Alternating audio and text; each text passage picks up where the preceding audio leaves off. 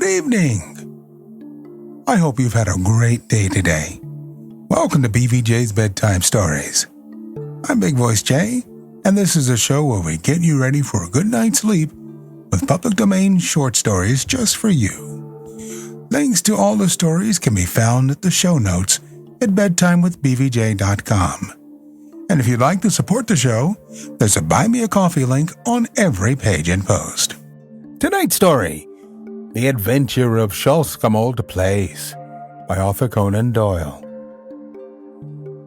Sherlock Holmes had been bending for a long time over a low-power microscope. Now he straightened himself up and looked round at me in triumph. "It is glue, Watson," said he. "Unquestionably, it is glue. Have a look at these scattered objects in the field." I stooped to the eyepiece and focused for my vision. Those hairs are threads from a tweed coat. The irregular gray masses are dust. There are epithelial scales on the left. Those brown blobs in the center are undoubtedly glue. "Well," I said, laughing, "I am prepared to take your word for it. Does anything depend on it?" "It is a very fine demonstration," he answered. "In the St. Pancras case, you may remember that a cap was found beside the dead policeman. The accused man denies that it is his, but he is a picture frame maker who habitually handles glue. Is it one of your cases?" "No. My friend Merivale of the Yard asked me to look into the case. Since I ran down that coiner by the zinc and copper filings in the seam of his cuff, they've begun to realize the importance of the microscope." He looked impatiently at his watch. "I had a new client calling, but he is overdue. By the way, Watson, you know something of racing?"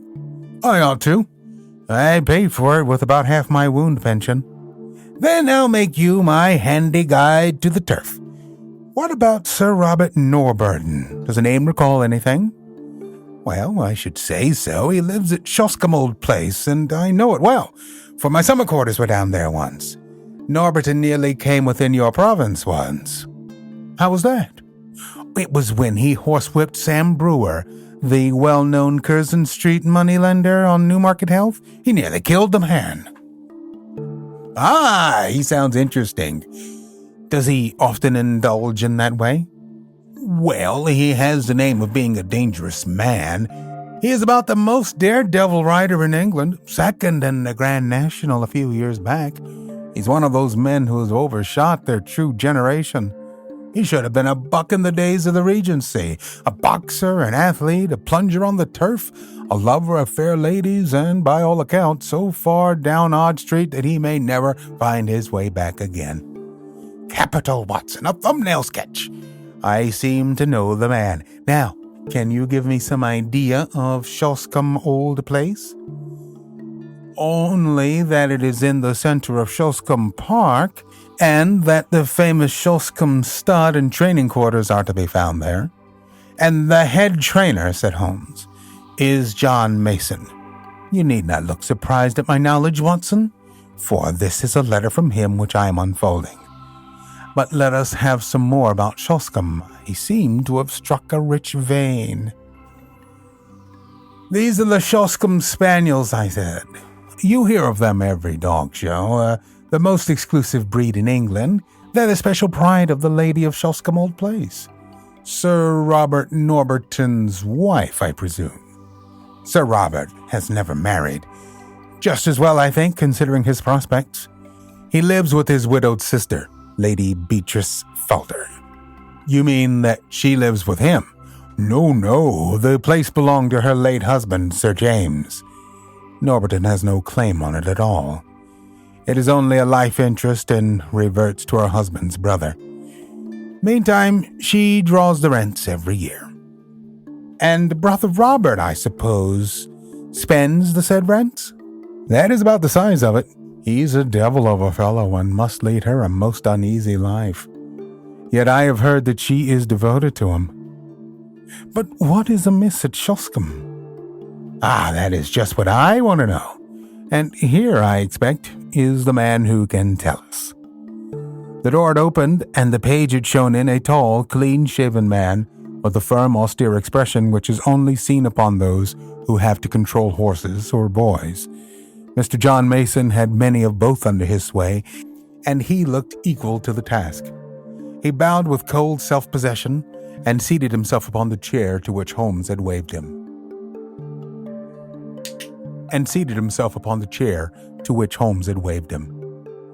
"You had my note, Mr. Holmes." "Yes, but it explained nothing." "It was too delicate a thing for me to put the details on paper, and too complicated. It was only face-to-face I could do it." "Well, we are at your disposal."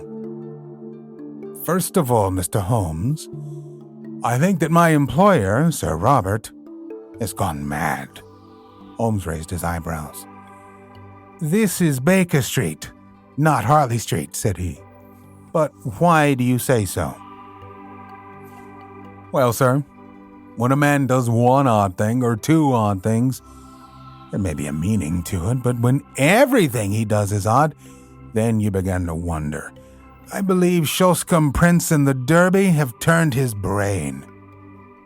"That is a colt you are running?" "The best in England, Mr. Holmes. I should know if anyone does.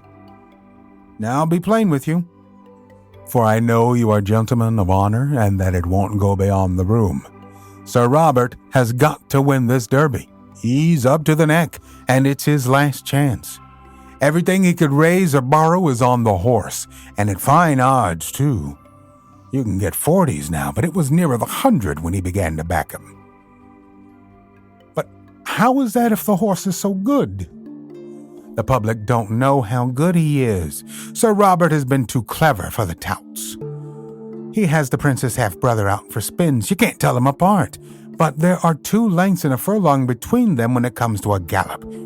He thinks of nothing but the horse and the race. His whole life is on it." "It seems a rather desperate gamble, but where does the madness come in?" "Well, first of all, you have to only look at him. I don't believe he sleeps at night." "Well, first of all, you only have to look at him. I don't believe he sleeps at night. He's down in the stables at all hours. His eyes are wild. It has all been too much for his nerves. Then there's his conduct to Lady Beatrice." "Ah, what is that?" "They've always been the best of friends. They had the same taste, the 2 of them. She loved the horses as much as he did. Every day at the same hour she would drive down to see them, and above all, she loved the prince. He would prick up his ears when he heard the wheels on the gravel, and he would trot out each morning to the carriage to get his lump of sugar. But that's all over now." "Why?" "Well, she seems to have lost all interest in the horses. For a week now she has driven past the stables with never so much as a good morning." "You think there's been a quarrel?" "A bitter, savage, spiteful quarrel at that. Why else would he give away her pet spaniel that she loved as if he were a child? He gave it a few days ago to old Barnes, what keeps the Green Dragon 3 miles off at Crendel." "That certainly did seem strange." "Of course.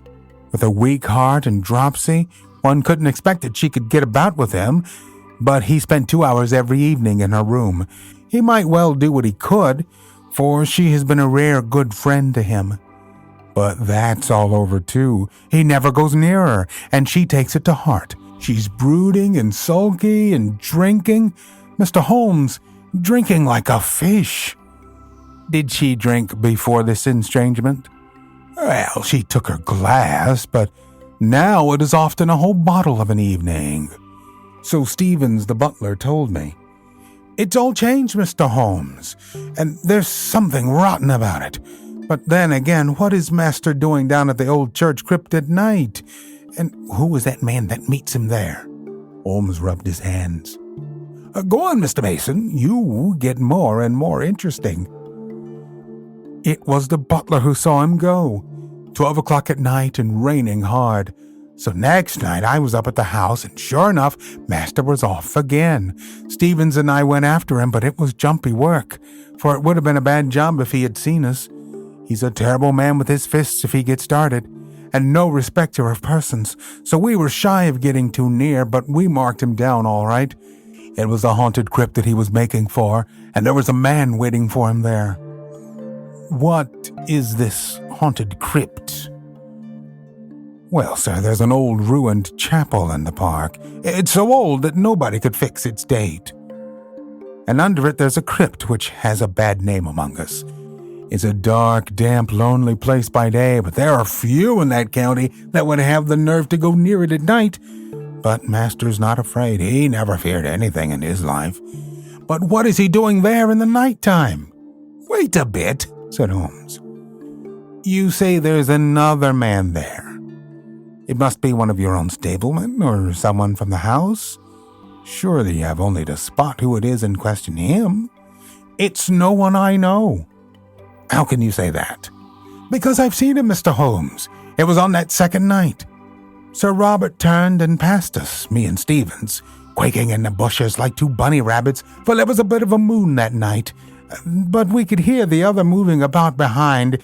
We were not afraid of him, so we up when Sir Robert was gone, and pretended we were just having a walk like in the moonlight, and so we came right on him, as casual and innocent as you please. Hello, mate, who may you be, says I. I guess he had not heard us coming, so he looked over his shoulder with a face as if he'd seen the devil. He let out a yell, and away he went as hard as he could lick it in the darkness. He could run, I'll give him that. In a minute he was out of sight and hearing, and who he was, or what he was, we never found. But you saw him, clearly, in the moonlight. Yes, I would swear to his face. A mean dog, I should say. What could he have in common with Sir Robert? Holmes sat for some time, lost in thought. Who keeps Lady Beatrice Falder company? He asked at last. There is her maid, Carrie Evans. She's been with her this 5 years, and is no doubt devoted. Mr. Mason shuffled uncomfortably. She's devoted enough, he answered at last. But I won't say to whom. Ah, said Holmes. I can't tell tales out of school. I quite understand, Mr. Mason. Of course, the situation is clear enough. From Dr. Watson's description of Sir Robert, I can realize that no woman is safe from him. Don't you think the quarrel between brother and sister may lie there? Well, the scandal has been very clear for a long time. But she may not have seen it before. Let us suppose that she has suddenly found it out. She wants to get rid of the woman. Her brother will not permit it. The invalid, with her weak heart and inability to get about, has no means of enforcing her will. The hated maid is still tied to her. The lady refuses to speak, sulks, takes to drink. Sir Robert, in his anger, takes her pet spaniel away from her. Does not all this hang together? Well, it might do, so far as it goes. Exactly, as far as it goes. How would all that bear upon the visits by night to the old crypt? We can't fit that into our plot. No, sir, and there's something more that I can't fit in. Why would Sir Robert want to dig up a dead body? Holmes sat up abruptly. We only found it out yesterday, after I had written to you. Yesterday, Sir Robert had gone to London, so Stevens and I went down to the crypt. It was all in order, sir, except that in one corner was a bit of a human body. You informed the police, I suppose? Our visitor smiled grimly. Well, sir, I think it would hardly interest them. It was just a head and a few bones of a mummy. It may have been 1,000 years old, but it wasn't there before. That, I'll swear, and so will Stevens. It had been stowed away in a corner and covered over with a board, but that corner had always been empty before. What did you do with it? Well, we just left it there. That was wise. You say Sir Robert was away yesterday. Has he returned? We expect him back today. When did Sir Robert give away his sister's dog? It was just a week ago today. The creature was howling outside the old well house, and Sir Robert was in one of his tantrums that morning. He caught it up, and I thought he would have killed it. Then he gave it to Sandy Bain, the jockey, and told him to take the dog to Old Barnes at the Green Dragon, for he never wished to see it again. Holmes sat for some time in silent thought. He had lit the oldest and foulest of his pipes. "I am not clear yet what you want me to do in this matter, Mr. Mason," he said at last. "Can't you make it more definite?"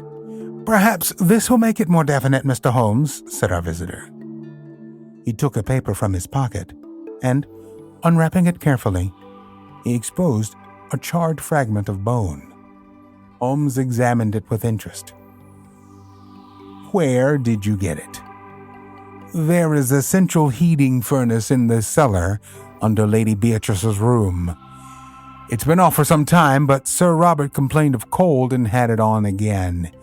Harvey runs it, he's one of my lads. This very morning he came to me with this, which he found raking out the cinders. He didn't like the look of it." "Nor do I," said Holmes.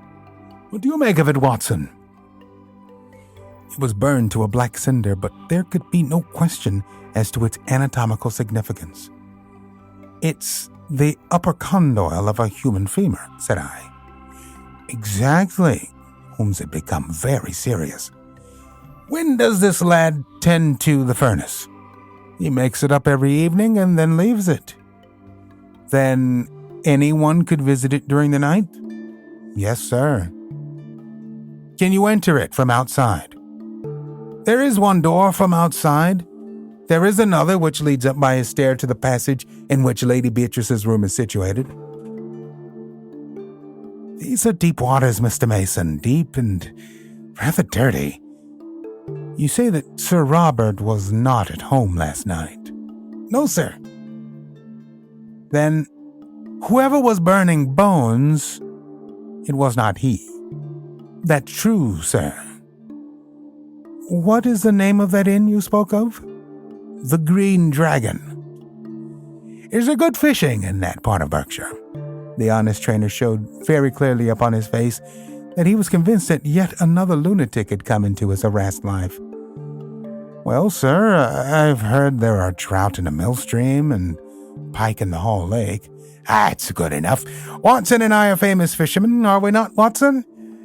"You may address us in future at the Green Dragon. We should reach it tonight. I need not say that we don't want to see you, Mr. Mason, but a note will reach us, and no doubt I could find you if I want you. When we've gone a little farther into the matter, I will let you have a considered opinion." Thus it was on a bright May evening, Holmes and I found ourselves alone in a first-class carriage, and bound for the little halt-on-demand station of Shoscombe. The rack above us was covered with a formidable litter of rods, reels, and blankets. On reaching our destination, a short drive took us to an old-fashioned tavern, where a sporting host, Josiah Barnes, entered eagerly into our plans for the extirpation of the fish of the neighborhood. "What about the Hall Lake and the chance of a pike?" said Holmes. The face of the innkeeper clouded. "That wouldn't do, sir. You might chance to find yourself in the lake before you were through." "How's that, then?" "It's Sir Robert, sir. He's terrible jealous of touts. If you two strangers were as near his training quarters as that, he'd be after you as sure as fate. He ain't taking no chances, Sir Robert ain't." "I've heard he has a horse entered for the Derby." "Yes, and a good colt, too. He carries all our money for the race, and all Sir Robert's into the bargain. By the way," he looked at us with thoughtful eyes, "I suppose you ain't on the turf yourselves?" "No, indeed. Just two weary Londoners who badly need some good Berkshire air." "Well, you're in the right place for that. There's a deal of it lying about. But mind what I've told you about Sir Robert. He's the sort that strikes first and speaks afterwards. Keep clear of the park." "Surely, Mr. Barnes, we certainly shall. By the way, that was a most beautiful spaniel that was whining in the hall." "I should say it was. That was the real Shoscombe breed. There ain't a better in England." "I'm a dog fancier myself," said Holmes. "Now, if it is a fair question, what would a prize dog like that cost?" More than I could pay, sir. It was Sir Robert himself who gave me this one. That's why I have to keep it on a lead.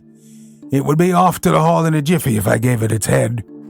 "We are getting some cards in our hand, Watson," said Holmes when the landlord had left us. "It's not an easy one to play, but we may see our way in a day or two. By the way, Sir Robert is still in London, I hear. We might perhaps enter the sacred domain tonight without fear of bodily assault. There are one or two points on which I should like reassurance. Have you any theory, Holmes?" "Only this, Watson, that something happened a week or so ago which is cut deep into the life of the Shoscombe household. What is that something? You can only guess at it from its effects. They seem to be of a curiously mixed character, but that should surely help us.